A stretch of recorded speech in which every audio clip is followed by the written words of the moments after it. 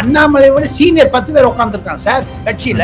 ஸ்மிருதி இரானிக்கு ஒண்ணுமே இல்லை சார். அனுராக் தாக்கூர், ரவிசங்கர் பிரசாத், இவங்கெல்லாம் பெருச்சாளிங்க சார்.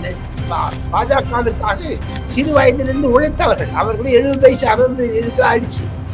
இந்த மாதிரி ஆளுங்களுக்கு நடுவில் இவனை கொண்டு விடணும்னு பாக்குறாங்க. பட் அண்ணாமலையுடைய ஆதரவாளர்களுக்கும் சரி, அண்ணாமலைக்கும் சரி, பேஷன்ஸ் தேவை. Yogi Adityanath wants X, Y, whereas Prime Minister says AB, Amit Shah wants D. So இந்த கன்ஃபியூஷன் இருக்கு சார். அதை ஒத்துக்கணும் சார். நம்ம யதார்த்தம் இதுல திமுக மாதிரியா அன்பு நிதி, பண்பு நிதி, கலைஞர் கருணாநிதி, பிறகு உதயநிதி, அப்புறம் இன்ப நிதி, எல்லாம் நிதி நிதி நிதி நிதி நிதி ஆயோக்ல போய் முடிஞ்சிடும் கட்சியில. அந்த மாதிரி கிடையாது பாஜக. ஈடியினுடைய ரெய்டு வருதோ இல்லையோ, உதயநிதியினுடைய உடல்நிலை சரியாமல் இருப்பதற்கு காரணம் ஈடி.